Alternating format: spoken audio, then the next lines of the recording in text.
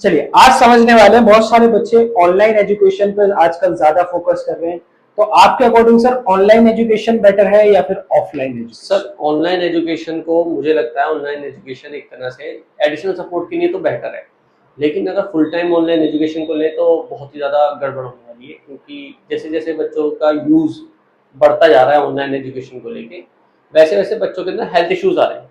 Obviously जब बच्चा online education लेगा तो उसका स्क्रीन टाइम बढ़ेगा, और स्क्रीन टाइम से सबसे ज़्यादा इफेक्ट हमारी आइज होती है।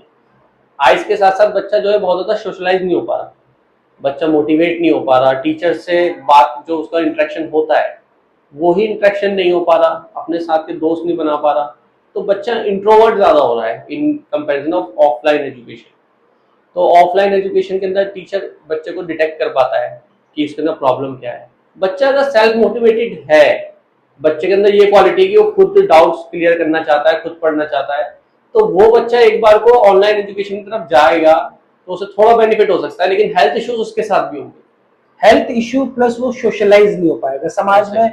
भाई फ्रेंड सर्कल बनाना है, फ्रेंड से कभी बच्चे की लड़ाई भी होगी, दोस्ती भी होगी, फ्रेंड्स कैसे बनाएगा वो? आगे चल के वो तो इंटरेक्ट ही नहीं कर पाएगा सोसाइटी के अंदर। मेन इश्यू तो ये हो रहा है सर आज के टाइम पे, जो बहुत सारे बच्चे ऐसे हैं कि वो इस प्रॉब्लम से सफर कर रहे हैं। और उसके अलावा ऑनलाइन में भाई लाखों बच्चों को यूट्यूब पे टीचर्स पढ़ा रहे हैं।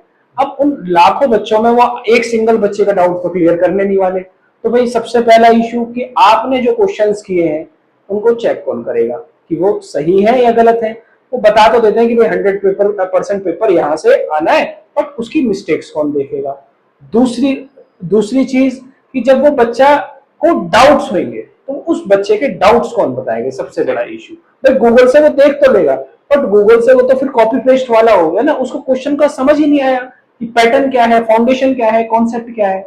कुछ बच्चे सर डिमोटिवेटेड होते हैं, तो उनको टीचर का मेन मोटिव क्या होता है कि उनको मोटिवेट करना, उनको आगे बढ़ाना, उनको क्लास के अंदर उनका सिटिंग अरेंजमेंट चेंज करना, डिसिप्लिन मेंटेन करना। तो सारी चीज़ें ऑनलाइन एजुकेशन में नहीं मिलेगी, जिसकी वजह से बच्चा और ज़्यादा डाउन जाने के चांसेस ज़्यादा है। तो ऑनलाइन एजुकेशन मुझे लगता है कि सिर्फ और सिर्फ एडिशनल सपोर्ट चलेगा। फॉर एग्जाम्पल बच्चा ट्यूशन में कोई चीज़ उसे समझ में नहीं आई है, स्कूल में कोई चीज़ समझ में नहीं आई, तो ऑनलाइन उसे देख ले एक बार, उसके लिए तो okay. Otherwise full time very bad, बहुत बच्चों को नेगेटिव इम्पैक्ट जा रहा है उस चीज़ का। और मेरे हिसाब से इसमें फिर बच्चे का डिस्टर्बेंस भी बहुत हो रहा है भाई। ऑनलाइन यूट्यूब पे बच्चा मान लीजिए पढ़ रहा है और पढ़ते पढ़ते कोई इंस्टाग्राम से एकदम नोटिफिकेशन आया, वो टाइम शो हो गया वहां पे इंस्टा पे, and then it is replying. बिल्कुल बिल्कुल है ना? फिर वो एकदम से रिप्लाई करने, फिर वहां पे फिर रील्स में लग जाएगा बहुत देर तक, फिर वापस से आया कहाँ पे? यूट्यूब पे। तो आधा आधा डिस्ट्रैक्शन तो यहीं पे हो गया, और दूसरा कोई ऑब्जर्व करने वाला नहीं। ऑब्जर्व करने वाला नहीं है, क्योंकि पेरेंट्स को तो लगता है बच्चा पढ़ रहा है, लेकिन बच्चा वहाँ पे रील्स भी देख रहा है और बच्चा वहाँ काम भी कर रहा है, तो पता ही नहीं चल पा रहा ज्यादा टाइम किसको दे रहा है।